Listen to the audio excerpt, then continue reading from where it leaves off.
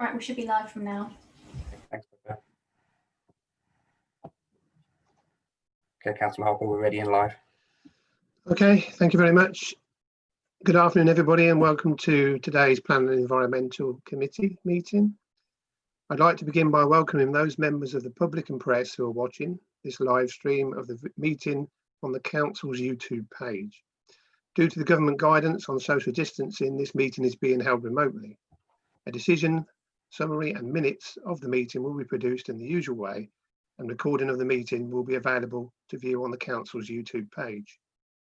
To enable the meeting to run in an orderly manner, I would ask all members of the committee to keep their video camera switched on for the duration of the meeting and keep their microphone muted except for when I invite you to speak. Officers will join us to introduce their reports in the usual way. Any members wishing to ask questions or make comment should indicate this by clicking the raised hand function in the participant screen. This is the blue hand.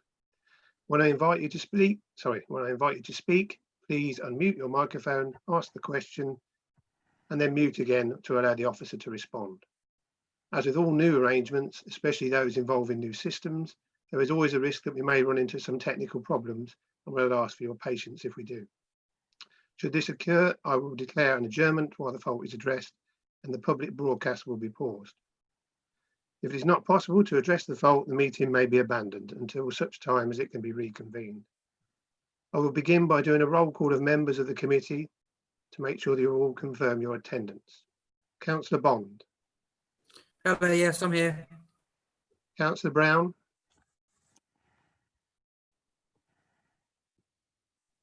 Councillor Yes, Brown. yes, I'm here. Thank you. Councillor Casey. Present. Councillor Hiller. Yes, I'm here, Chair. Councillor Hogg. Present. Councillor Hussain.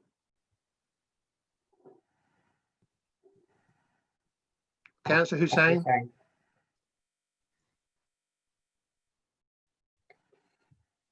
Yes, I'm here. Yeah. Thank you. Councillor Iqbal. Present. Councillor Jones. Here, Chair. Thank you. Councillor Rush. Present. Councillor Warren. Present. Thank you. And myself, Councillor Harper, present too. We also have in attendance Nick Harding, Head of Planning, Stephen Turnbull, Planning Solicitor, members of the Democratic Services team as well. So we'll move on to item 1, apologies for absence. Are there any apologies for absence, please? Thank you, Chairman. We have no apologies for absence. Thank you. Item 2 is declarations of interest. Does any member wish to declare any disclosable pecuniary interest or non-statutory disclosable interest? If so, please will you raise your virtual hand now. Councillor Amjad Iqbal. Thank you, Chair. Item number 5.3, I'm the applicant. Okay, thank you. I believe Dan will explain that, or you've been explained to that at that point. You will leave the meeting when we discuss your application, yes? Yeah, that's correct. Thank you. Thank you very much. Anybody else? No? Okay, item 3, declaration to make representation as the ward councillor. None of those, thank you. Item 4, then minutes of previous meetings. First, we're being asked to approve the minutes of the meeting held on the 10th of March 2020 as a correct record. Can I ask if any member who does not agree with the proposal clicks on the right-hand function now?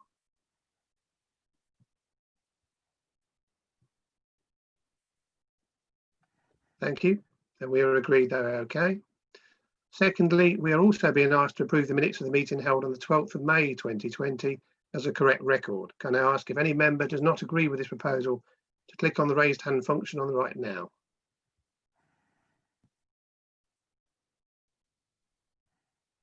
Okay, in which case there are no objections, the minutes are agreed and we'll move on. Item 5.1, items for determination. The first one we're going to listen to is item 5.1, Buffingham Kennels Waterworks Lane, Glinton, Peterborough, and will be presented by the Head of Planning, Mr. Harding, when you're ready, please. Thank you very much, Chairman. Members of the committee may recall that this application was considered at its last committee meeting, and a decision was made to defer consideration of the application.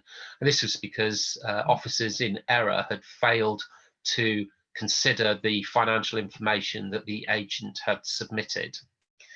Just to remind members that the application is for a proposed 2-year extension to the use of the land for dog breeding and for a mobile home and sundry items associated with that dog breeding enterprise. So to remind members of the history of the development proposal, in 2016 we received a retrospective application for the change of use of the land to dog breeding and the mobile home and sundry items, and this was withdrawn in October 16.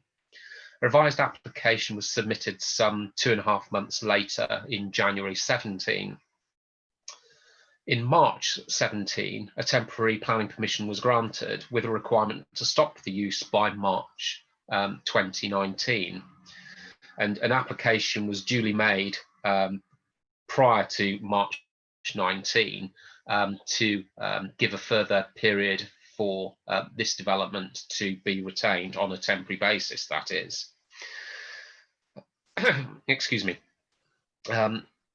The application has been submitted with a supporting statement and copies of recent accounts, and looking at that information, it suggested that some 60 puppies per year would be bred, and this would sort of generate a relatively modest profit for the development.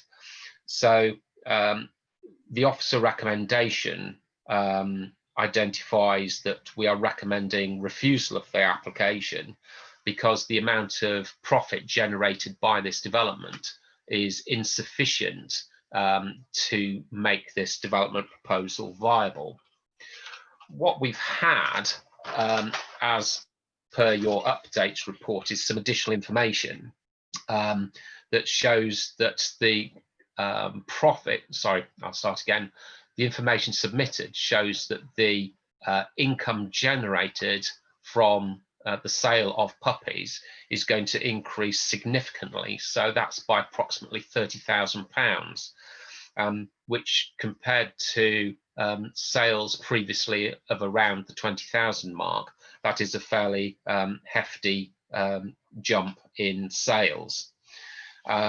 So obviously, if all other costs remain equal, then that would generate an income above the living wage, whereas it wasn't previously, using the accounts provided to us from past years. So we are recommending refusal of the application. You'll see from your update report that the Parish Council supports the recommendation, and also we've had an additional representation from a neighbour who confirms that the Waterworks lane is a busy road, and he goes on to ask whether or not COVID would be taken into account in any extension to the planning consent that the council may choose to give, and asks what would be the start date of any temporary consent if it were to be brought forward. So turning now to the presentation slides, Dan, if you could go to the first one. Yeah, so this is part of the application site. You've got Waterworks lane running along the top of the slide from left to right, and there's a narrow footpath, a rough footpath on ground, which goes from the edge of Waterworks lane into the site. Could you go to the next slide, please? And this area here is the proposed remote car park to serve the dog breeding enterprise.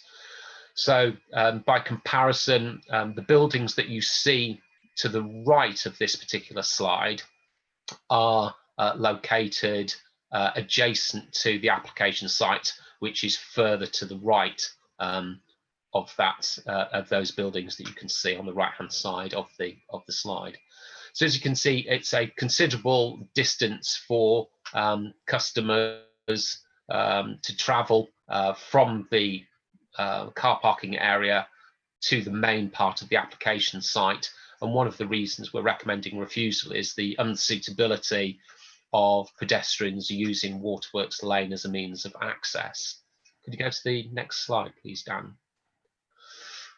So this is a Google Earth image and shows the application site in terms of its main location to the right-hand side, and also the proposed car parking area. You'll see that the proposed car parking area is close proximity to some residential properties, and we're concerned that the various comings and goings from that car parking area will be a source of noise and disturbance to the residential property that sits closest to it. Could we go to the next slide, please? So this is a view of Waterworks Lane, and in the foreground is one of the passing bays, which is often used by people to park in who access the site. The building that you see on the left-hand side of the lane and the hedge running from the road to the left-hand side of the screen, the footway runs this side of that hedge. And as I said, it's just a rough sort of public footpathy type footway from the lane through to the application site, which is on the left-hand side of the slide. Next, please. And these are a selection of slides showing what the site is like within the main area, and the gate that you see there on the top left-hand side is what sits next door to Waterworks Lane. So as you can see, there's various buildings within the site and various pens for the dogs. I think that's the last slide, is it, Dan? Yeah, and there's just a close-up of the proposed car park area. The site is a lot tidier now compared to this particular photograph. So just to conclude, Chairman, we are recommending refusal of the application for 3 reasons. We feel that notwithstanding the latest information that's been submitted about the income to be generated from the sale of puppies, we don't believe this proposal is viable. We feel that the impact of comings and goings from the proposed remote car park on the neighbouring property will be too significant and can't be reasonably mitigated. And finally, we feel that pedestrians walking up and down Waterworks Lane would be unsafe. So we're recommending refusal of the application, Chairman. Thank you. Thank you, Mr. Harding. We have a speaker committee. That is Mr. John Dadge. Mr. Dadge, are you ready to join us?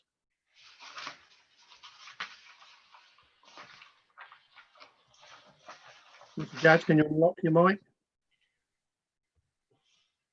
That's it. Hello there. Mr. Can you Dadge. hear me? Yes, we've got you. So welcome to the meeting. You have 5 minutes when you're ready to address committee. Thank you very much indeed for the opportunity to join this first planning committee meeting at which applications are being considered. Mr. Harding has quite rightly pointed out that there's quite a bit of history to this proposal. When this first came about, the applicant was only breeding miniature schnauzers, and it was drawn to the committee's attention through previous representations that he was now breeding other dogs as well, including Cocker Spaniels and Hungarian Vizsla and Sealyan Terriers. He started to do that because was acutely aware of the issues around financial viability. And the difficulty with this is that Mr. Greenhow adopts a very modest lifestyle by choice, and he didn't feel the need to generate masses of income to pursue the lifestyle that he wants to. He's a person with mental health difficulties, and the lifestyle on this site suits him very well.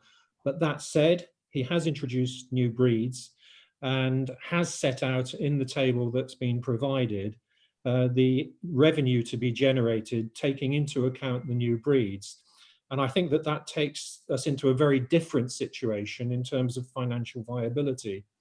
If I can say that in relation to the litters that are coming on in July, the miniature schnauzers are all actually sold ahead of release, or ahead of birth for that matter. And all of these dogs have a very strong market demand for them, and hence the values that are ascribed to them. So I think that on the basis of this information, the financial viability argument could fall by the wayside in relation to refusal reason 1. In relation to the road, there are passing points along the whole length of this road, and notwithstanding the photograph that Mr. Harding showed, and if you'd like to go back to that, that would be helpful. The parking bay, or sorry, the passing bay there is actually directly in front, only slightly offset, I should say, to the dog kennels that front this particular application site. That particular lay-by can accommodate 4 vehicles, and the overall width of it is 7 meters wide. So there's very ample passing place there. And that could be used by customers, because having a customer parking in it wouldn't take away the ability of that facility to be used for passing vehicles. The number of litters that you have seen now on the additional sheet is relatively low. It's only 8. He has a license to breed up to 12, but 8 is what he wants to do. He doesn't want to go beyond that. And that, in terms of customers, generates very few traffic movements, because generally speaking, the customers are coming because they want to buy these dogs, and once they see the dogs, they generally tend to take them away. And all viewings and collections are by appointment, so you don't have lots of people turning up at the site at the same time.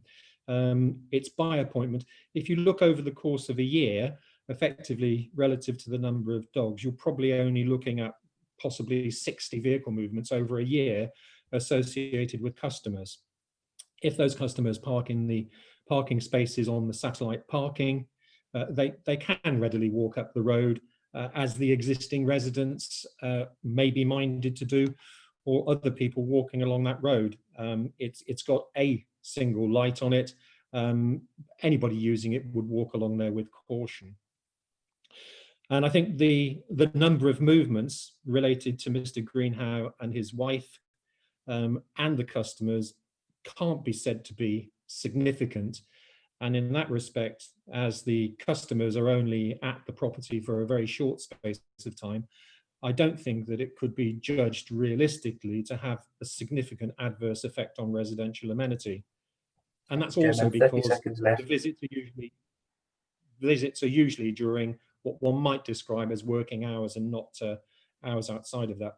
My final point is in relation to the refusal reason regarding flood risk. The simple point here is, if the satellite parking is flooded, that means the road is flooded. That means that people won't be using the road, either pedestrians or traffic, certainly not traffic moving at high speed. And so therefore it is safe. It's as safe as it ever will be. And if it is flooded, like the businesses further down the road, people will make arrangements for parking. So I think there are sound reasons why this application should be supported, and hope that you will do that. Thank you, Mr. Dad. Thank you very much. Okay, members, would you have any questions at all for Mr. Dadge? I have Councillor Hogg first, please. I've seen from the financial information that you provided that these dogs are going for between £1,500 and £1,000, and then you've given examples of the website where it seems to me that the price of these are around the 2,000 to 2,500 mark. Can you explain why there is that difference? I think it's just Mr. Greenhow's pricing policy. He prices the dogs keenly, so that they are sold relatively rapidly. They are good quality dogs, and he doesn't feel it necessary to invite the prices, which are probably fairly high, that are shown on that website. You know, price point is an important consideration for people making purchases generally, and I suppose in dogs in particular.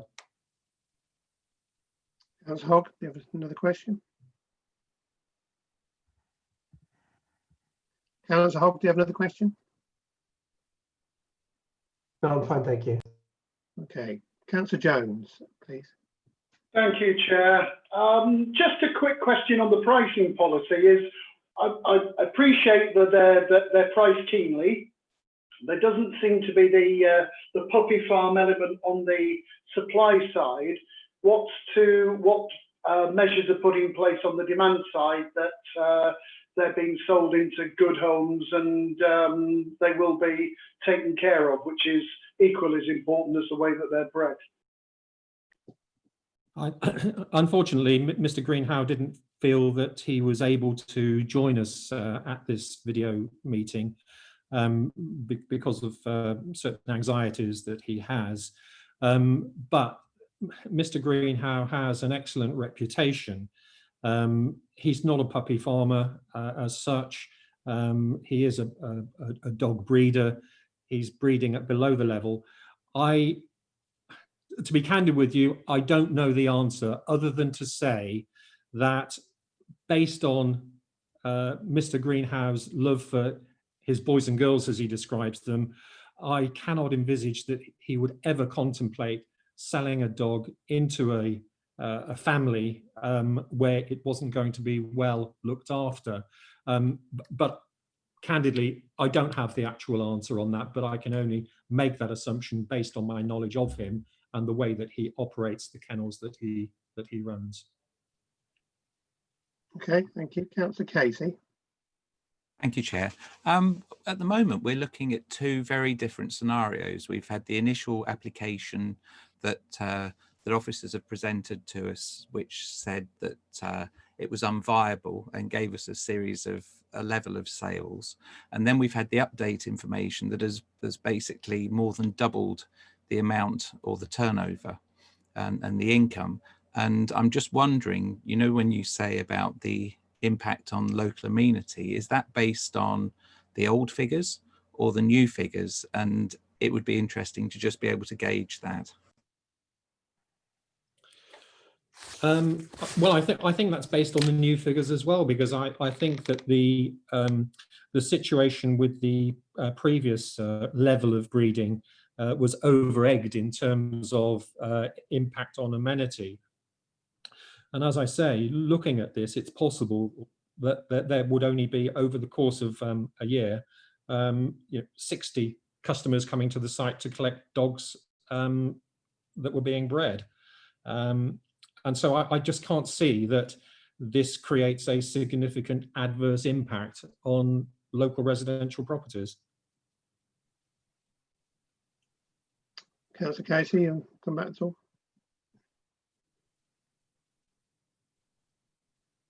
No? Right, any other questions at all? If you raise your hand, if you've got any. No more questions. Thank you very much, Mr. Adge. If you'd like to mute your mic for now. Thank you. Okay, do any members have any questions for officers? If so, please raise your hand.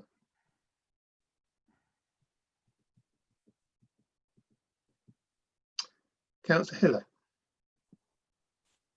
Yes, thank you, Chair. I'd like some clarification from Mr. Harding, please. I've been scribbling away. The application as it stands is for another 2-year temporary consent, I understand, leading from the expiration of the previous 2-year temporary consent, which actually expired over a year ago. We'll all be aware of that. From what you've said, another temporary consent can't actually happen in planning policy terms. So will you confirm that it has to be considered as an application for a permanent establishment of the business within the open countryside? It's not another temporary consent, is it? Through you, Chairman, the way that we normally treat these types of applications for residential development in the open countryside is we would normally allow a temporary period in order to demonstrate that the business is viable. So this business has been operating, give or take, for 3 years. So by rights, it should have, it should be, excuse me, in a position whereby it is able to demonstrate it is on a sound financial footing, and that we can move forward from that. It's not usually the case that we would entertain another period of temporary consent, unless, of course, there's any exceptional circumstances at play. Just to clarify, though, is we can't edit or prevent somebody applying for a form of development. So in this case, we have got an application for an extension to the temporary consent. That is what is before us. What's before us is not an application to retain this on a permanent basis. However, I hope that when I started answering your question, Councillor Hiller, I explained that the way in which we would normally approach and deal with applications of this nature. So just to recap, is the normal process is we get an application for a temporary development. We then allow it on the basis of sound information about business plans, so on and so forth, being provided. And then when an application comes in subsequently to retain it on a permanent basis, they should be able to demonstrate that they've achieved their business plan targets and that the development is on a financially sound footing. But in this case, we haven't got that. Thank you, Chairman. Thank you, Councillor. Did you have a second question? No, that's explained it. Thank you, Chair. Thank you, Mr. Harding. Thank you very much. Councillor Casey. Thank you, Chair. Mr. Harding, I'm also interested in the status of the caravan that's there that hasn't enjoyed planning application approval. I'm just wondering how that fits in with this application as well. Through you, Chairman, if committee were to grant a further temporary consent, then we would unlikely to take any action in respect of that structure on there that hasn't been subject to any consents, because in its own right, that structure doesn't cause any issues. If committee were minded not to approve this application, then what we would move to do is to serve an enforcement notice so that we could seek the return of the land to agricultural use and the removal of all of the sort of buildings and chattels from the site. Thank you, Chairman. Thank you, Nick. Councillor Rush. Thank you, Chair. Nick, although they're setting up a parking area for 3 cars, would there be anything in place to stop them still parking in the passing area?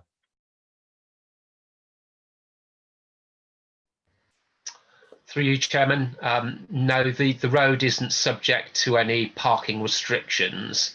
Obviously, and as we saw on our site inspection all those months ago, those of you that were able to attend, we did see that the applicant's 2 vehicles, as I recall, it was certainly one, were parked in the lay-by. And during that visit, we did witness a series of vehicles going up and down that road at speed, I think it was fair to say. And therefore, we wouldn't encourage people to park it in what should be kept free as parking bays and not used for permanent parking. Thank you, Nick. Any other questions? No, I'm not getting any more. So we'll now move on to debate. Who would like to start debate, please?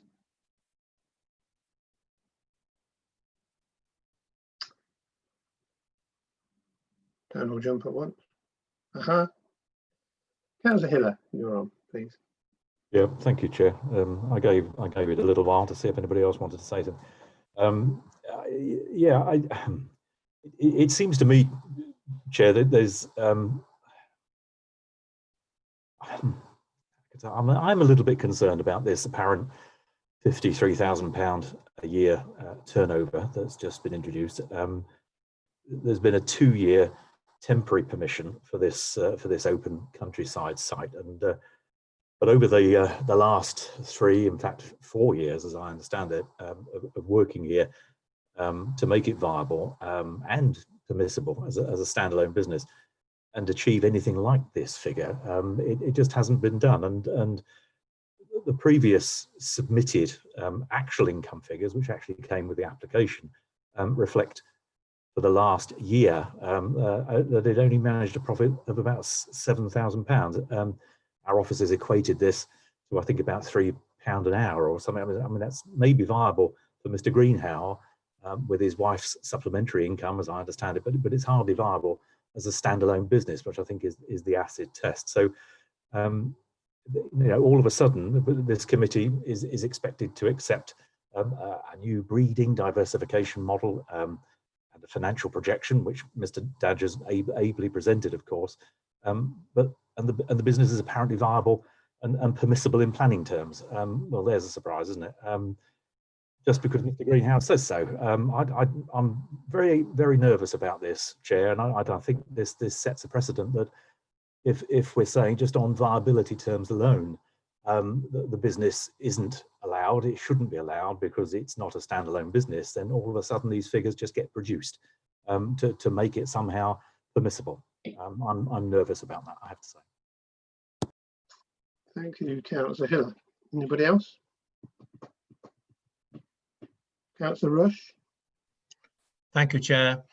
I just can't get my head around it about that there was a 2-year temporary planning application, which is now run out. And I would have thought within those 2 years, the applicant would make strides to put in a permanent planning application. But we now have again another 2-year temporary one. So at the end of that 2 years again, will we be back here again looking at another 2-year temporary planning application? So I just can't understand why, when they knew they'd only got 2 years, why they haven't come forward with a permanent one. Thank you, Chair. Thank you, Councillor Rush. Anybody else? Councillor Jones. Thank you, Chair. Just one thing. We have somebody here with mental, emotional health problems, suffers from depression. Is there, I suppose it's maybe a slightly rhetorical question, are we doing any harm here in, I have some misgivings about the figures, but could it be that by extending it for 2 years, it isn't a full application, a full planning application, it's only a temporary extension, and at the end of those 2 years, in the absence of anything there, Mr. Dadge would surely advise Mr. Greenhow that, you know, if there weren't accounts to show its viability, then there would be no extension. And at the moment, it doesn't look great, but I don't see any reason why. If he has got a good reputation, if he is competitively pricing the dogs, if it is helping him with his emotional health issues and he's making a contribution to the economy, then it behoves him to keep decent accounts, and in 2 years' time, you know, maybe he finds that you know, it is as viable as we all have certain doubts about at the moment. Nick, did you want to come in? Your hands up. Thank you, Chairman. If committee is minded to grant another temporary consent, then that is an option that it can take. But in doing so, the assumption would be that you'd be satisfied that the 2 reasons for refusal that relate to the noise and disturbance from the car park and the safety of pedestrians using Waterworks Lane aren't issues for you. Thank you, Chairman. Thanks for your advice, Nick. Thank you. Anybody else want to come in the debate there?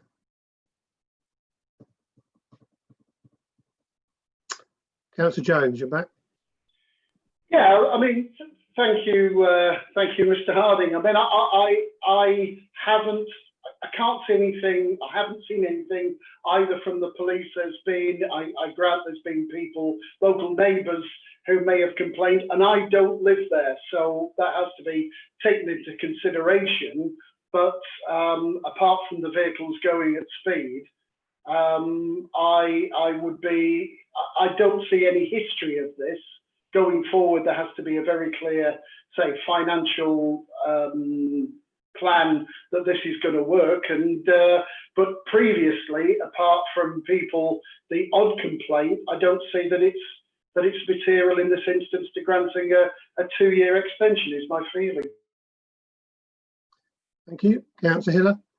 Yeah, thank you, Chair. I listened to Councillor Jones, and there's a lot of what Councillor Jones I think is I have sympathy with, and I'm certainly not wishing to be unkind by any stretch of the imagination, but I would imagine, Chair, that the man in the street might well consider these new numbers either dreamed up arbitrarily to attempt to secure a consent today, or indeed there could be the potential for some sort of puppy farm. I know Mr. Dadger said that's not the intention, but it appears to be increasing the breeding of these dogs, different dogs under a different breeding model, as I've said before, to make what was the figure, 53,000 pound a year turnover from what has already been submitted as the actual income. Now, again, I feel very nervous about this in accepting these new projections as gospel. I would have a problem with that.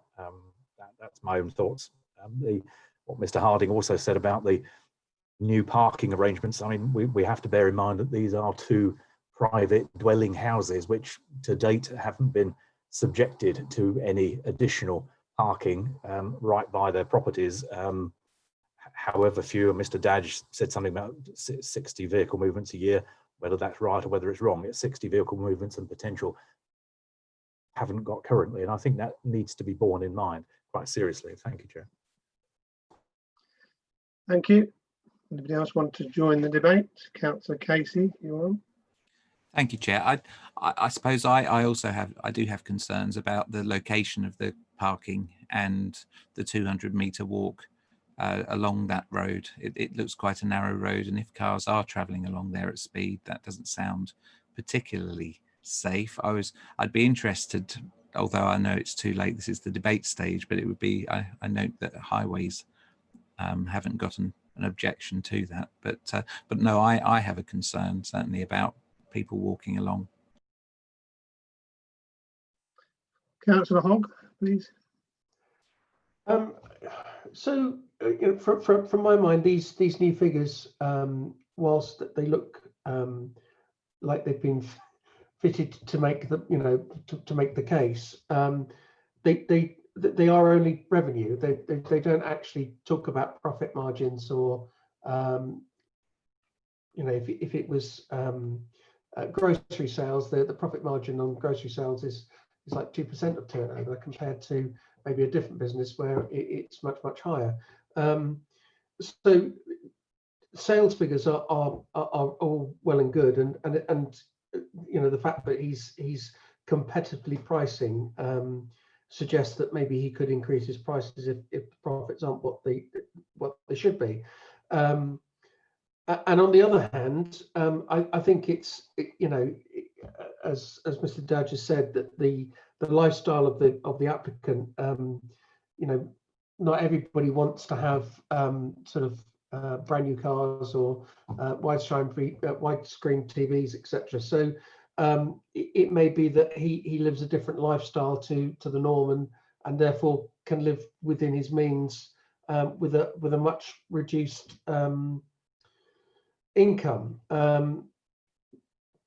Just for me, there isn't enough here to kind of it's almost like, as Councillor Hill has already said, it's almost too there's only been enough information put here to kind of go, well, we've ticked that box, and it just seems like it's been contrived maybe in some shape or form. I don't know, maybe I'm doing a disservice.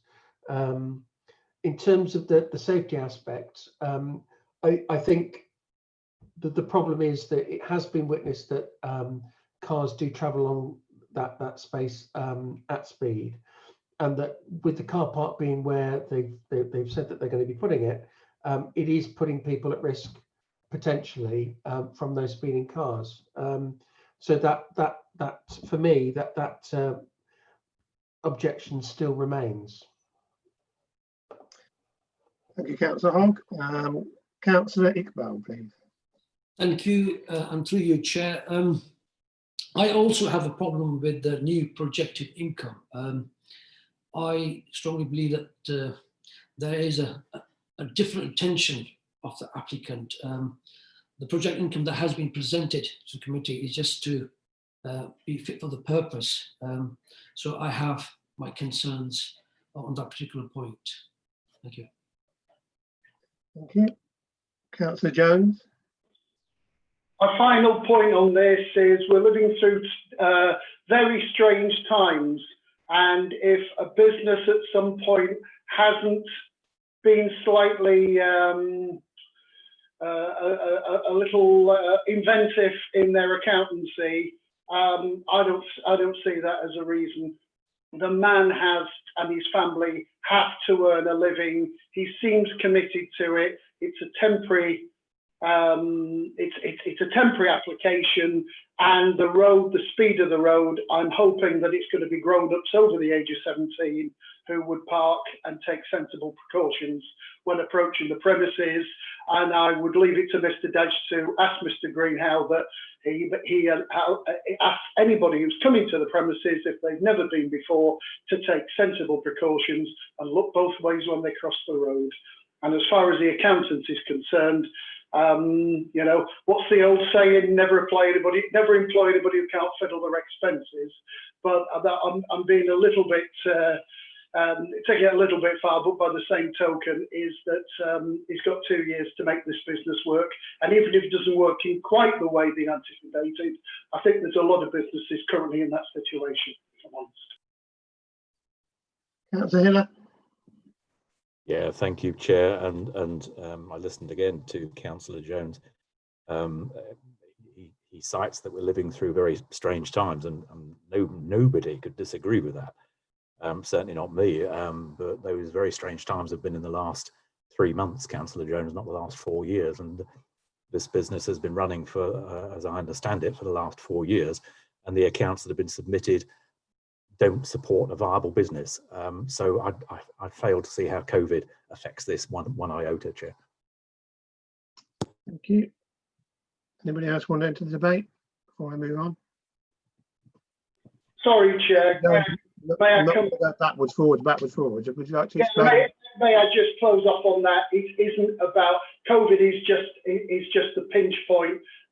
Many businesses, when they put accounts together to run their businesses, at the end of the day, it's down to him to make this viable. And I would say we shouldn't be looking necessarily as accountancy here. We should be looking at the welfare of the people and the animals, the products that he's looking to breed and sell. Thank you. Anybody else?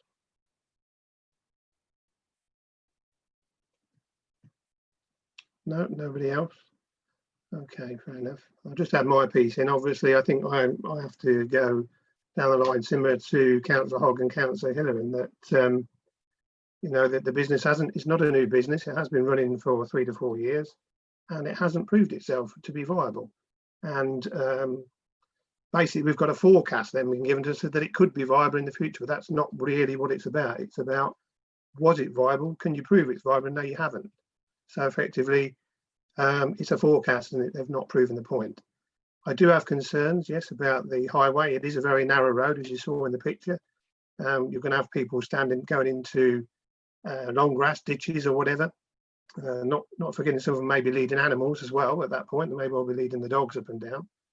And you know, I have to feel, having been on the site visit, when we previously saw this, the parking is extremely close to that first house, and so 60 vehicles, or I mean, I guess that's a guess, or more, it's still a disturbance they don't like the idea of and wasn't there before. So I'm afraid, from my point of view, it's not proven, and as a viable business, and the two other reasons of the road and parking, there's just too much for the neighbours to put up with. So I would be looking to vote against this. Anybody else? Do I have a proposal at all from anybody? Councillor Hiller, I have a proposal, please. Yeah, thank you, Chair. As might be expected, my proposal is that we go with the officer's recommendation for the reasons they've cited, Chair. And in saying that, I'm sure there isn't anybody sitting around this virtual table that wishes to be unkind to Mr. Greenhow. And if Mr. Greenhow does have physical and mental issues, as has been outlined by his agent, Mr. Dash, then one can only have enormous sympathy. But this committee is about protecting the environment as well as planning policy, and so I stand by my recommendation, Chair. Thank you. Do you have a seconder, please? Do you have a seconder? Councillor Casey, you seconding? Councillor Casey, yes? Yes, seconded. Thank you. Okay, then we'll move to the vote then, please. For clarity, I will ask each member in turn if they are for, against, or abstaining. Councillor Bond. I'm for the recommendation. Councillor Brown. Councillor Brown, we lost him. We'll move on and see if we can get him back then. Councillor Casey. Well, you're for. Councillor Hiller. I'm for my proposal, Chair. Councillor Hogg. For the proposal. Councillor Hussain. I'm for the proposal too. Councillor Iqbal. For. Councillor Jones. Against. Councillor Rush. For. Councillor Warren. For. Going back to Councillor Brown. Can you hear me, Councillor Brown? I'll unmute. Councillor Brown, can you hear me? I'm for. Thank you, Councillor Brown, and I'm for too. Councillor Harper. Dan, could you read out the results, please? Yes, thank you, Chairman. That's 10 in favour and 1 against. Therefore, the recommendation is approved. And the application is therefore refused, yes? Yeah, that's right. Thank you very much. Thank you, everybody. Thank you for your work with that one. We'll now move on to item 5.2, which is the planning application regarding 30 High Street I in Peterborough. Mr. Harding, would you like to introduce the item?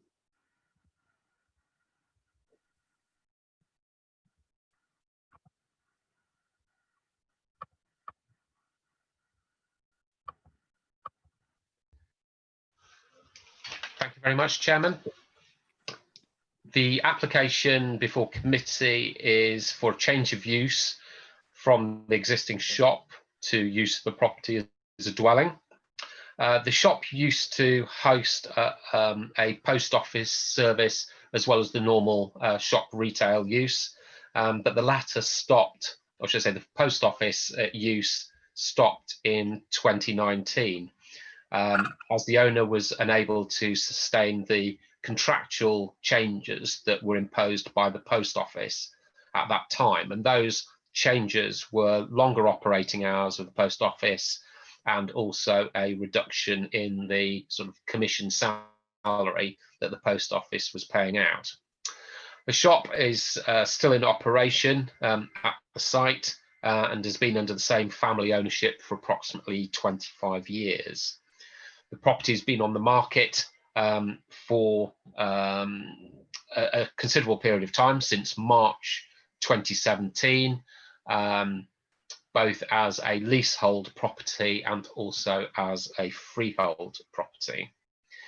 As part of the application submission, accounts were submitted, and these show a very modest profit in terms of the most recent accounts that are available. The shop's located within High Street, and this particular part of the High Street is identified in the adopted local plan as being a primary shopping frontage location, and it's one of 3 shops, retail shops, as opposed to any sort of takeaways or pubs or anything like that. It's one of 3 shops within the High Street. So you've got the Co-op, you've got this particular site, and also you've got another store called iStores. So under local plan policy, it states that the loss of an existing shop will only be permitted if either a replacement facility is going to be provided, which isn't going to happen in this case, or it can be demonstrated that the present use is not viable. Officers believe that the viability case has not yet been proven. We feel that there is potential for an alternative shopkeeper to make this a going concern, but we appreciate that members may come to a different conclusion given the level of profit that has been achieved most recently at the outlet. Also, members may believe that a 3-year period of marketing is more than sufficient to demonstrate the lack of demand for this retail outlet. Obviously, any decisions by someone to take on the property would be steered by the accounts for how the store has operated in the recent past. And that's one of the key things that a buyer is likely to look at. In terms of the update report, you'll see that Councillor Simons supports the application, and also you'll see that Councillor Allen supports the officer recommendation. We've also had some comments in from the daughter of the applicant, but I believe she's speaking on the application, so I wouldn't want to duplicate. So to go through the slides, Dan, if you could go to the next one. So this is the location plan showing the site outlined in red. Next slide. This is the layout as existing, showing the post office and shop and store on the ground floor with residential accommodation above. Next slide, please. And this is the proposed layout. As you can see, it's going to be converted to a single residential unit. Next. And this is the elevations. Next. And this is how the store looks currently. Next slide. Next slide. This is the property next door. You'll see in the reports that the conservation officer wanted to ensure that the alterations to the shop front are sympathetic, and he's got no objection to this application. Next slide. It's property next door. It's a takeaway. Next slide. This is the passageway down the side of the house. Next. This is looking to the rear of the property. Next. Another close-up of the rear of the property. Next slide. That concludes the presentation, Chairman. Officers are recommending refusal of the application. We feel that the viability case has not been proven, but we appreciate that this is very much a balanced decision the committee has to make. Thank you very much, Chairman. Thank you, Mr. Harding. Okay, committee, we have one person registered to speak. That is Serena Patel. Serena, could I get you to address committee? Undo your mic or unhook your mic. 5 minutes already. Are you with us, Serena? Hi, yes, I am. Okay, go ahead when you're ready. You have 5 minutes. Okay, so my parents understand the importance of having local amenities and a high street presence within the iVillage. However, since May 2016, both my parents have tried several times to lease post office and sell as they were planning to retire. In the 3 years that they had the property up, they did have over 55 viewings. However, investors were deterred away, and attempts to actually come to any agreement failed. The reasons as stated were, due to the contractual changes and decline in salary, along with the extended times. I understand that it's important to have a high street presence, but because of the competition, the general stores, the co-op that's opened opposite. There's also a service station in Green, and also the Morrisons at the top of the road. The competition is actually quite a lot. The local post office, the nearest one, is just a couple of miles away. So the feedback was the business is just not sustainable. During this time, we've had a couple of break-ins, and then there was also an attempted armed robbery. That's actually left both my parents feeling really vulnerable. So since this application was submitted, the building has been empty since September 2019.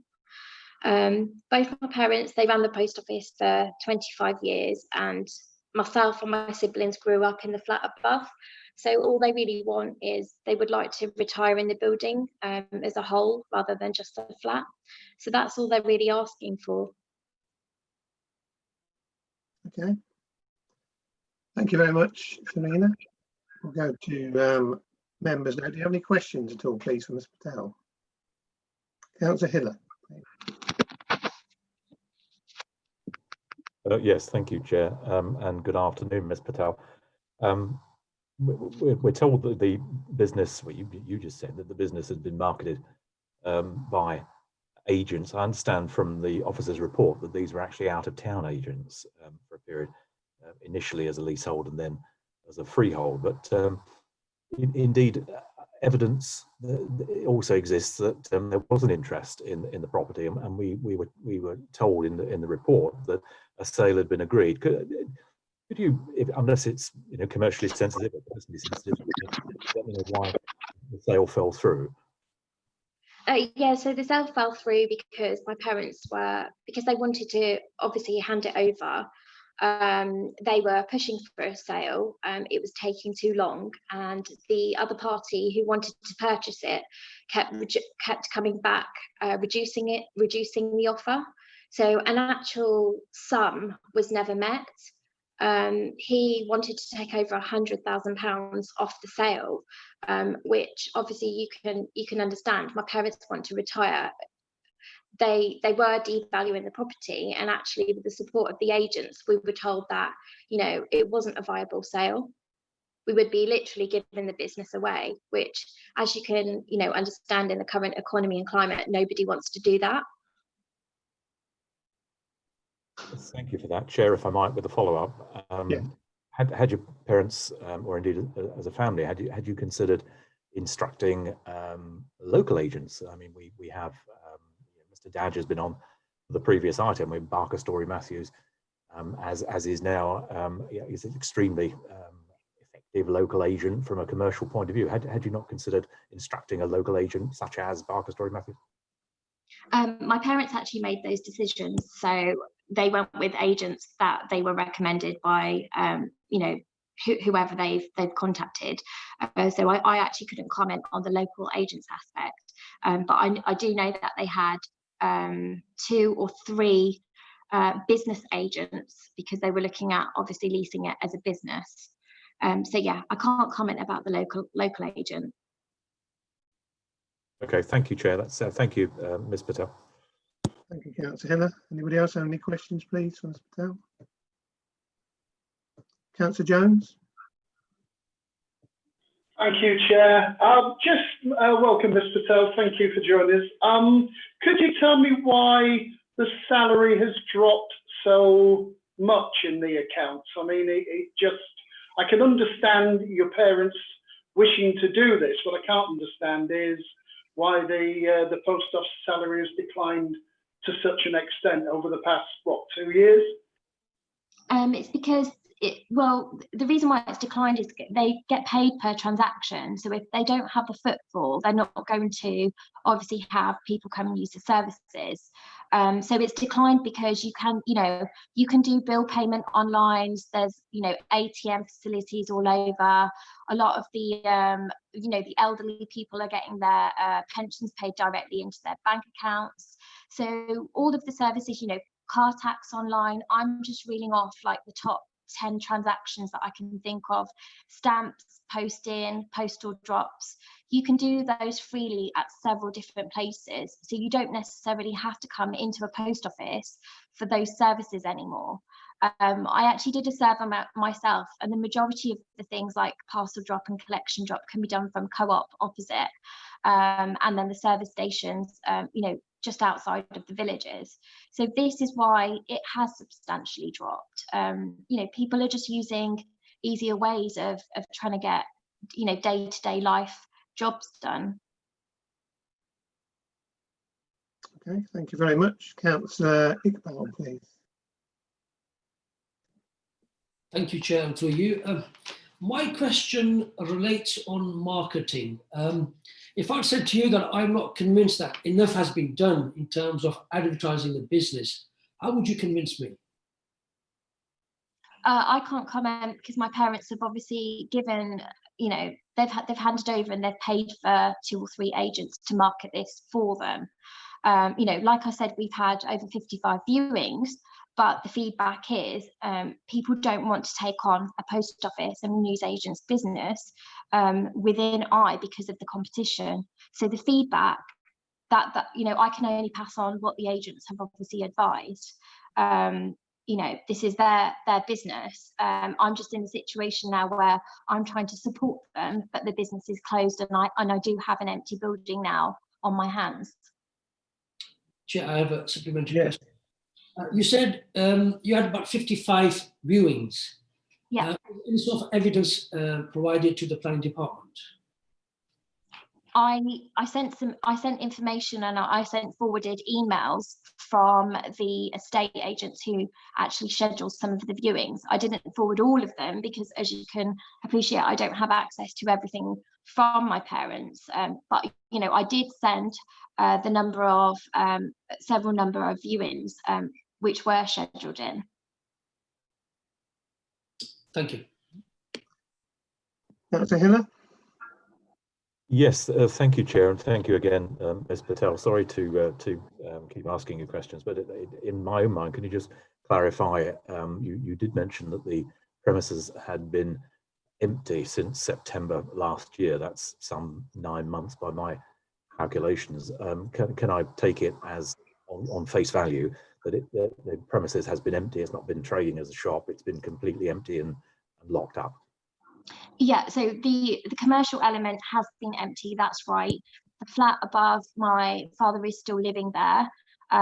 So yeah, the actual commercial element has been completely empty, and that closed end of September, beginning of October, I believe, in line with the post office. Thank you, Ms. Patel. Thanks, Chair. Thank you, Councillor Jones. Thank you, Chair. Mr. Patel, what's the sort of feedback been from, the locals? I mean, Councillor Iqbal was talking about marketing generally, but, how has it been regarded locally amongst your, faithful clientele?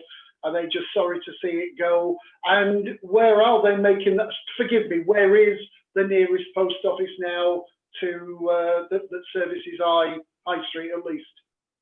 So I've obviously been back to the property, and my dad's still there. They are more or less just sorry to see it go, and they do keep asking, when is it going to open up again? But the reality is nobody wants to run a post office. Nobody can make a profit from the newsagents aspect. So whether there's an alternative solution, I am happy to look into, and I'm more than happy to investigate. With regards to the local post office, I believe there's a hub post office in Thorney on reduced hours, and there was one a couple of miles away in Dogsthorpe. So they're the local ones. Okay. Anybody else? No, if there's no more questions then. Thank you, Serena. Thank you very much for your time. Would you like to now please mute your mic for me? Okay, thank you. Thank you. Okay, if there's no further questions, then we'll move straight to debate. Who would like to kick that off then, please? Oh, sorry, I do apologise. Let's go to officers. Is there any questions for officers first? Councillor Rush. Thank you, Chair. This property has been on the market for 3 years. How long does it have to be on the market before it's deemed that nobody wants it? Through you, Chairman, there's nothing in the adopted plan policy which dictates how long a property has to be marketed for. What we're looking for is a suitable length of time in relation to the level of interest and also the sort of amount being asked for that premises. So all of those things go into the mix, but naturally, and as I alluded to in my presentation, we have to take into account the previous financial performance of the business, because that is a determining factor as to whether or not there is going to be any interest from people who may buy this property. Again, going back to my presentation, I did conclude by saying this is sort of a relatively finely balanced application. On the one hand, you've got the issue of the planning policy seeking to protect retail within centres. Also, you've got the issue of this being one of only 3 retail sites within High Street. Those of you that are familiar with High Street may say, you know, that the place isn't big enough to support more than 2. You've got the might of the Co-op, and also you've got the other independent store nearby as well. And you know, you may feel that you know, the village, given its size, can't sustain a 3rd premises. You'll have seen also that in terms of the financial information, yeah, the business hasn't done very well in the last few years, and it would take some turning around on that by any new operator. Thank you, Chairman. Thank you, Councillor Rush. Do you have another question? Or is that... Yes, please. Throughout Peterborough, we've seen the post office close other post offices. Why can they close post offices and then this owner of this one be penalised because he wants to close it? I'm sorry, Chairman, could you ask Councillor Rush to repeat the question? I didn't quite catch it. We've seen other post offices in Peterborough closed by the post office. Why can they close post offices, but then the proprietor of this shop, it seems to be being penalised because he wants to close his because it's not viable? Through you, Chairman, that's not something I'm able to comment on, because that relates to post office policy and also the issue of post office contracts, and therefore I'm not able to provide any advice or guidance on that issue.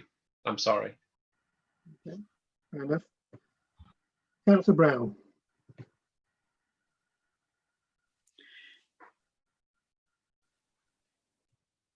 Hey, am I on? Yes, you are. Or you were. I'll just make it. I fully support the comments made by Nigel Simons, and also the Patels have worked hard to keep the post office open, but had to face the true facts of it not being a viable proposition. Also, can I mention to the officers that the post office in Thorney was allowed to be closed and turned into a living accommodation? What's the difference between that and the I one? Have you got me? Yeah, Mr. Harding, would you like to comment? Thank you, Chairman. I don't have the details of the Thorney case before me, so I'm at a bit of a disadvantage. It might have been an application that we received at a time that's different to our existing adopted local plan policy. And the other issue, again, I'm not able to check at this exact moment in time, is that if an alternative facility was being provided, which Ms. Patel seemed to say that there was, then that would comply with our existing plan policy because alternative provision was being made. Thank you very much. Any other questions for officers at all? No. So then we will move to debate. Who'd like to start the debate? I think Councillor Brown has had a little intro into that. Councillor Hogg.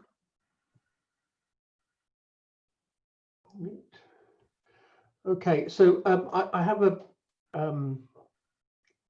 fair bit of knowledge of this sector of business. My parents had a post office and general stores, admittedly a number of decades ago. So and the trend with post office salaries has gone down and down and down, mainly due to the fact that the amount of business that post offices generate has gone down considerably, and that's why we've seen a lot of them closing. And by all accounts, the post office has now closed in this location. I think Mr. Harding has already alluded to the fact that literally you come out of the door and to either side you have two alternate retail organisations, one being the Co-op and the other one being an independent stores. The problem that this business has faced is the fact that they've had the double whammy of post office income reduction, and also the fact that newsagents, generally speaking, have also faced the same plight in terms of people not particularly using the printed media news in the way that they have done previously, aligned with the fact that I'm kind of guessing that newspapers are available at the Co-op as well. So if it wasn't for the fact that there are two very suitable alternatives literally within a stone's throw of this premises, I might take a different view on it. But I don't really think that the community of I will, whilst they may miss the Patels themselves, but in terms of the amenity of the shop, I think, and this is why it's been so hard for them to be able to market it and get it sold. I think that these sort of businesses are generally better marketed nationally by experts in the field rather than by local estate agents. I think essentially, I think back, admittedly, it was a number of decades ago that when they bought their, my parents bought their sub post office and general stores, it was done via a national estate agent and not, and we moved to the area. That seems to be the quickest and easiest way to get a sale done. So from my mind, I'm minded to go against the recommendations of officers and allow this to go through. Thank you, Councillor Hogg. Anybody else wants to join the debate? Councillor Jones. Excuse me, thank you, Chair. I agree with Councillor Hogg. Is they've been through, it looks to me they've been through a specialist estate agents. There is a declining footfall, as Ms. Patel has said. The news sheet has gone down. The post office income's gone down. The thing that made my eyes open is the nearest full-time post office is actually in my ward, which is a good couple of miles away, and I find that terribly sad, but is a reflection on the way that the small business market has gone in recent years. Thank you. Councillor Hiller. Yeah, thank you, Chair. I think just picking up on Councillor Jones' comments, I think it's rather the post office limited rather than small businesses, to be fair, because most of these post offices are within small businesses, as indeed it appears Councillor Hogg's parents was. You know, this family have had this business for 25 years. They're not coming in to buy a moribund business and then turn it round and try and make some money selling a private property. You know, a considerable amount of investment would need to go into this building to turn it into a private house. It's been empty since September last year, 9 months effectively. I has been without this particular facility, and I think this application, Chair, hinges on either a facility reprovision indeed, or whether or not the existing shop is viable as a business. The owners obviously need to demonstrate their business isn't viable, and they can't either make a decent living or indeed sell it to another party. I think they've proven both of those points, and I'm afraid I have to go against the officer's recommendation on this application. I agree with Councillor Hogg and Councillor Jones in that respect, maybe for slightly different reasons, but I think they've proven that the business isn't viable, and they've proven that they can't sell it. Thank you, Chair. Thank you, Councillor Iqbal. Thank you, Chair, and through you. The key points which are actually sticking out is, one is insufficient information regarding retail business viability, and the other one is insufficient marketing of the site business, whether that's taken place. The property has been on the market for 3 years. They've used agents. Yes, they used agents nationally, but from my experience, they've used the agents who have expertise in that area to sell the business. So as far as I'm concerned, I think they have discharged the burden that was on them to make the business viable, which they couldn't, and try to sell the property. So unfortunately, on that basis, I will be going against the officer's recommendation. Thank you. Thank you, Councillor Iqbal. Councillor Hussain.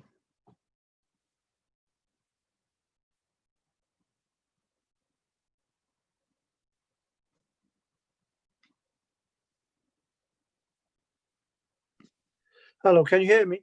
Yes. Hello there, yeah.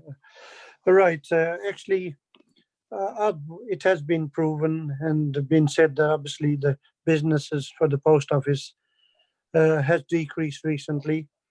And, you know, the occupants had 50 viewings and nobody wants to invest into these post offices anymore. So I agree in this case to go against the officer's recommendation and support this application in this case. Thank you. Councillor Rush. Thank you. Thank you, Chair. The proprietors of this building have been in business for 25 years. They've done an excellent job, but unfortunately at the moment, the post office and everything else is unviable. It's been closed since September.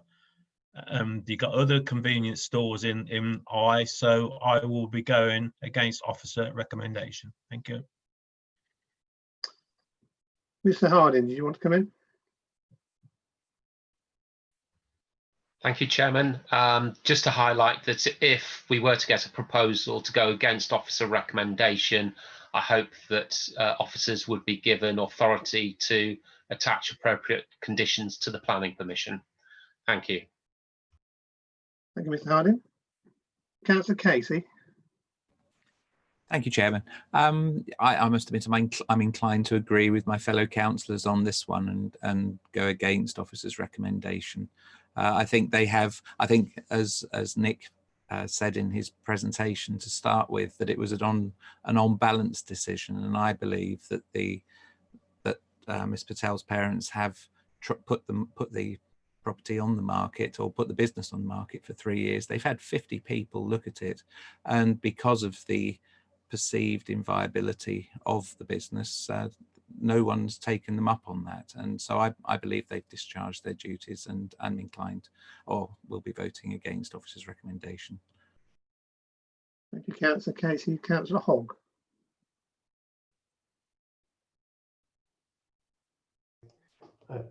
Sorry, I thought it was Councillor Casey first, but never mind. I just wanted to ask Nick, Mr. Harding, you say that if we were to go against recommendations, that we would do so so that you could put appropriate restrictions or in place. Can you kind of allude to us what those may or may not be? Certainly, through you, Chairman. Those conditions would be related to the physical alterations to the building to make sure that they.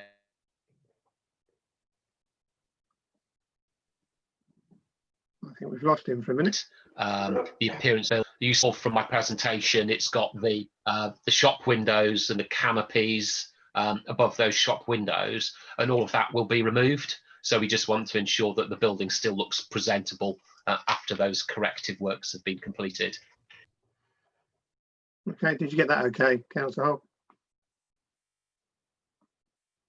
For me. Yeah, fine, thank you. Councillor Brown. Have you got me? Yes, we have. Okay. I shall be going against the officer's recommendation, as I commented earlier about the Thorney situation, the post office there. Okay. Thank you very much. Anybody else?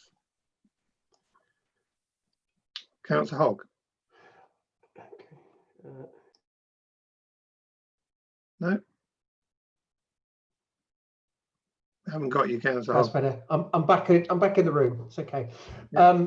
So I just wanted to make the comment that certainly from the Thorney situation, I know that whilst the post office there closed, there has now been an alternative arrangement whereby the Bedford Hall now has a kind of a temporary a part-time post office in action. And it just because this building has been lost in terms of the post office for it may well be that either ice stores or the co-op might be persuaded to put a post office counter into their existing businesses to improve their footfall, and that may be something that could be looked into by the ward councillors. Okay, fine, thank you. Councillor Hiller. Yeah, thank you, Chair. Just leading on from what Councillor Hogg was saying, and I completely agree with him. However, I think if you look at the comments from Councillor Simons, the very effective ward councillor who put this proposal in front of the committee today, he was alluding to the fact that Thorney does have a mobile pop-up post office, and I think he was talking because he wrote it, but he was alluding to the fact that it could very well be a similar sort of thing if indeed none of the other retail premises takes up the post office on the facility. It could very well be that facility is expanded through other villages, one of which of course might be I. Thank you, Chair. Okay, thank you. Anybody else? No, I'm not going to add anything more because I'm very much in agreement with most of you anyway. So I'm going to go for, do we have a proposal at all? Councillor Hogg.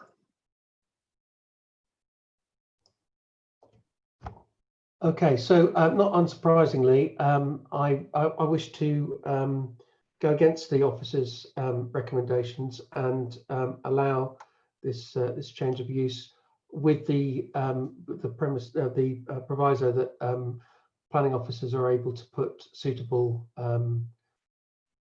bits in place to make sure that the changes are sympathetic to the viewpoint of the road. Okay, thank you very much. Councillor Hill, are you seconding? Yes, I am. I think Councillor Hogg was struggling with the terminology. It's appropriate planning conditions, I think Mr. Harding mentioned, and I can absolutely support and second the proposal. Thank you very much. Mr. Harding, you happy with that proposal? Do you understand that proposal? Yes, fine. Okay, so then we'll move to the vote. For clarity again, I'll ask each member in turn if you are for, against or abstaining. Councillor Bond. I'm for it. Councillor Brown. For against it. No, no. The proposal, Councillor Brown. For, I'm sorry. All right, that's fine. Councillor Casey, For. Councillor Hiller, For the proposal, Chair. Councillor Hogg, obviously for. For the proposal. Yes. Councillor Hussain, Yes, for. Councillor Iqbal, For. Councillor Jones, For. Councillor Rush, For. Councillor Warren, For. and myself, I'm for too, Councillor Harper. So that's Dan. I'm sure that's unanimous result, yes? That's unanimous, Chair. Thank you much. Therefore, the application is approved. Thank you very much. Okay, moving on then to item 5.3. This is to determine the application. I've lost the address here. It's Mayor's Walk, Peterborough P36HQ. And I take it now, Councillor Iqbal, you're about to leave the meeting or have? Now, do I leave my room or do I leave from? If you leave completely, Councillor Iqbal. Okay, that's fine then. I'll do that now. Thank you. Does he not go into the waiting room? No, because it's the last item, so we'll finish up and then we'll let them know. Oh, okay. Okay. I take it he's gone on my screen, yes? Yeah. Okay, thank you. Mr. Hardy, would you like to introduce this item, please? Yep, thank you very much, Chairman. We've got an application for extensions to the residential property at 184 Mayor's Walk. It's a revised proposal following refusal in, I think it was December last year, of a similar scheme. The scheme is made up of 3 elements. It's got a first floor extension above the garage, a single story side extension and a rear extension. So those of you from the last meeting will recall that officers have no issues at all with the first 2 elements of the scheme, i.e. the extension above the garage or the single story side extension, and that remains the case with this revised proposal. The issue that we had on the refused scheme was in connection with the rear extension, and it remains a concern for us in this latest revised proposal. So could you move to the next slide, please, Dan? So this is the application site with number 182 to the right-hand side of the application site as you're looking at the front of the residential property. And it's the impact on number 182, which is our focus of concern. Next slide, please, Dan. So that's the property as existing. Sort of the bottom left is the front of the property. Top right and top left is the rear elevations. Next slide, please, Dan. And this compares the the refused application and the revised application. So as you can see, the rear extension has been reduced in length by a fair degree. So it's now just under 11 meters long. And if you look at number 182 on the right-hand slide and the length of the rear elevation, it's the ability of that extension to cause an overbearing relationship with the amenity of 182 and also cause overshadowing. And that's given the length of that extension. Next slide, please, Dan. So these are the proposed elevation drawings showing what we've got. So if you look at the top left elevation, so that shows the extension above the existing garage on the left-hand side of the property. And then if you go to the bottom right-hand side elevation drawing, you see a side door and you see a small window to the right hand side of that. And where that window is, and you've got the roof line going upwards to the second dotted line that runs from eave to eave, that's the ground floor extension that's included in the application. So we've got no problems with those two elements of the scheme, and it's just the length of the ground floor extension to the rear and its impact on 182, which is our concern. So that's the elevation shown on the top right hand of your screen. Next slide, please, Dan.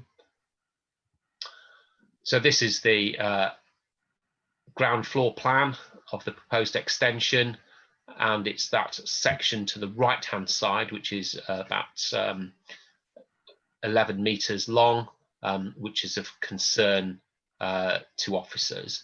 We did recommend to the applicant that that be reduced so it's approximately 6 meters in length, and then dog legs in, and then extends out to the 11 meters or so. But the applicant didn't want to do that. He feels that this proposal would not have an adverse effect on the neighbour. Next slide, please, Dan. This shows the first floor and the proposed alterations and the roof on the right-hand side of the ground floor extension.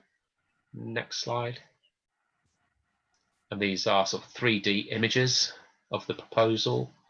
So the elevation that the neighbour at 182 would see would be the top left-hand pictorial, where you've got the 3 high-level windows in the side elevation of the rear single-story extension. Next slide, please, Dan. Okay, so the purpose of this slide is to show the relationship of the existing dwelling with the dwellings either side. So to the right-hand side of the application site, etched in red, is 182, and that's the one that we have a concern in respect of the impact of the rear extension onto. On the left-hand side is 186 Mayor's Walk, and you'll see along the boundary to that dwelling, you've got an outbuilding. It's of considerable length, and it runs along the boundary with this application site 184. Now, a while ago, an application was made to remove that outbuilding and build a large single-story extension, and that's shown in footprint terms on the left-hand side of this slide. Okay, so the dotted line that you can see that extends to the top of the image, so it's a black and white dotted line, that shows the extent of the outbuilding, which is shown on the Google aerial image. And you can see that the development that we approved, the single-story extension, results in the demolition of that outbuilding, as shown on the Google Earth image, but actually extends less far in comparison to what was there previously. So when we go to the next slide, which will show, as I recall, or it'll subsequently show, go again, Dan? Yeah, so that's the extension that was built, but we have to remember that there was an outbuilding there originally.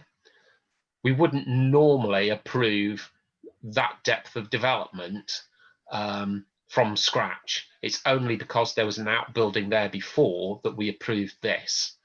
And I think that that demonstrates the difference between that scheme and its impact on number 184, the application site, when we're looking at the impact of the proposal at 184 on the neighbour at 182. Next slide, please, Dan. So this is panning round. So this is what we'll have, is the extension will go along here up to where the footings are, shown in that sort of brown strip. And we feel that that extension of that depth up against the boundary fence would have an overbearing relationship with the neighbour and cause overshadowing. Is there a next slide, Dan, or is that it? That's it. So we are recommending refusal of the application because of that impact. And by way of an update, Councillor Jamil has indicated that he supports this application. Thank you very much, Chairman. Thank you, Mr. Harding. There's no actual speakers on this item, so we will go to questions for officers at all from anybody. Councillor Hogg. So I just wanted to make sure the windows that the kind of high level windows that will face out onto the adjoining property, will they be clear glass, or is it planned to be obscured glass? Through you, if the application were approved, we would look to have them obscure glazed. Okay, thank you. Councillor Rush. Thank you, Chair. As part of this application, is it to build on top of the garage? Through you, Chairman, yes, it is. Dan, do you want to go back to the presentation if possible? Can I just say, Nick, looking at the photographs, it looks as if it's already been built.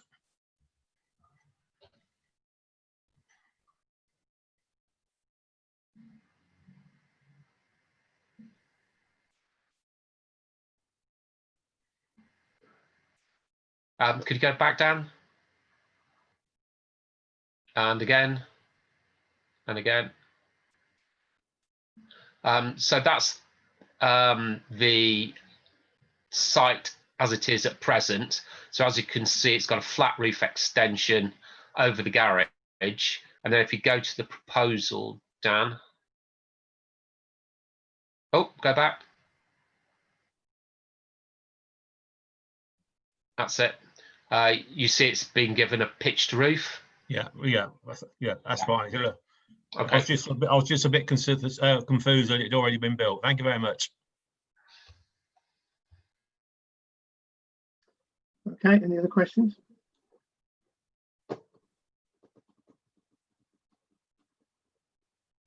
No questions. Okay, then we'll go to the debate then. Who would like to open debate, please? Councillor Hiller. Yeah, thank you, Chair, and thank you, Mr. Harding, for that very comprehensive report. Similarly, I had, similarly to Councillor Hogg, I had concerns about these three high-level windows. Chair, I personally couldn't quite see the point, but given there were 6 Velux windows directly above them. And from reading the report, it appears the neighbour's objection, although the neighbour or the owner doesn't actually live in that house anymore, apparently it's rented out, but by the by perhaps, but his primary objection, I think, was amenity loss and overlooking, which of course, if they were obscure glazed, that wouldn't actually happen. We've got 5 consultations, we've had the 1 negative response, Chair, which of course was from the neighbour. We've also, I think the applicant has also made a concession in the reduction in length, as was alluded to by Mr. Harding, of over 2 metres from the original proposal, which was refused, of course, by this committee. The side extension, I've just got some notes here. The side extension is accepted by officers as a significant improvement, in fact, to the all-important street scene. Let's not forget that. The bits that can actually be seen by people passing by. The rear first floor extension would, in officers' opinion, and I quote, have no material impact on the locality character, and whilst stating they feel the rear single stories extension is of considerable length and scale, it wouldn't actually have any effect on in respect to the proportions of the main house. I think, you know, it's a reasonable size house. It appears that most of the houses on this side of the street have been pretty much extended as far as they can be. They seem to be going up and out and back and sideways and whatever. So my personal take on it is it looks rather appealing to me. It's a good sized garden. Yes, it's a big extension, but it's, as I understand, the applicant has a reasonable sized family and presumably visitors as well. It's a lovely big, will create a lovely big family kitchen dining room, which I think is to be applauded, frankly. And I think if the windows were conditioned, or indeed Mr. Harding has it in mind, should the application be approved against officer's recommendation to obscure glaze those windows, I think that would make all the difference to the objecting neighbour. Thank you for the moment, Chair. Thank you, Councillor Hogg. So I agree with more or less everything that Councillor Hill has just said. I think that the sort of overbearingness of the extension on the next door neighbour is probably mitigated in some part to the fact that there's a large tree there that I've noticed from one of the slides. So you know, and it has an extension itself as well, albeit a lot smaller than the one that is before us. But with the tree directly sort of above that, along from that, as it were, I can't see the new extension being hugely overbearing. The concern about the windows obviously remains, and the obscured glass, and presumably non-opening windows as well, and not just standard windows, as it were, because as long as you know, if you were to open the windows, well, then obviously you could then start looking into your next door neighbour's garden. So I think as long as those windows are non-opening and glazed with obscure glass, as far as I'm concerned, I think that this property has much to merit it and should go ahead. Thank you very much, Councillor Hogg. Councillor Hill, you're back. Yeah, just a brief one, Chair, if I might. Something I failed to mention that was blindingly obvious is the fact that the roof angle of the proposed extension does in fact slope away from the neighbour. So the propensity for overshadowing and massing, I think, is negated to a great degree. And if it was constructed in an attractive brick, I think it would be there for a year or so. I think you'd be wondering what all the fuss was about, frankly. And given that the neighbour, the other side, has this really enormous extension at the back, Mr. Harding explained quite succinctly that it was on the footprint of an existing building, but the existing building wasn't actual. And really what we've done with the one next door, converted an outbuilding into residential. So, pretty Chair. Okay, thank you. Anybody else? No more comments or no more debate. Then I will ask if we have a. Oh, sorry, Councillor Hiller. No, I would just jump in the gun, Chair. I have a proposal. Yes, I think there's no more questions, so we'll go to you, Councillor Hiller, please, for your proposal. Thank you, Chair. My proposal be on this occasion against the officer's recommendation and approve this application. Mr. Harding will no doubt want to, how should I put it, fiddle with the conditions possibly, but in the nicest possible way. So I accept Mr. Harding's advice on that. Thank you very much. Councillor Hogg, are you coming into second? Absolutely, yeah. Mr. Harding, do you understand the proposal? You do. Thank you very much. Okay, then we'll move to the Chair, vote. if I might interject, I think Councillor Hogg made a very sound point about the non-opening of those high-level windows, and I think that ought to be conditioned, not just the obscure glazing, but also the non-opening. I think that's very relevant. Thank you, Chair. I'm getting the nod from Mr. Harding, so everybody's agreed on that. So, okay, I'll go to the vote then, please. Again, for clarity, I'll ask each member in turn to vote for either for, against, or to abstain. Councillor Bond. I'm for the proposal. Councillor Brown.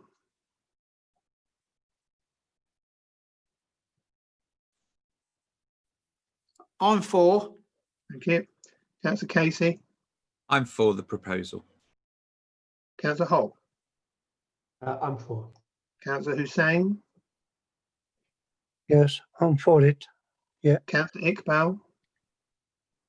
Well, you can't, can Of course he can't, I do apologise. Yeah. Councillor Jones, For, subject to it meeting those conditions, please. Councillor Rush, For. Councillor Warren, For. and myself, Councillor Harper, I am for too. Dan, could you read out the results, please? Yes, thanks, Chair. That's unanimous. Okay, so the application is now approved. Thank you very much. It just remains for me to thank you all for your attendance today, both members, officers, and of course the general public and the press for joining us. Stay well and have a good day. Thank you, That Chair. brings the meeting to a close and the live stream will now be terminated.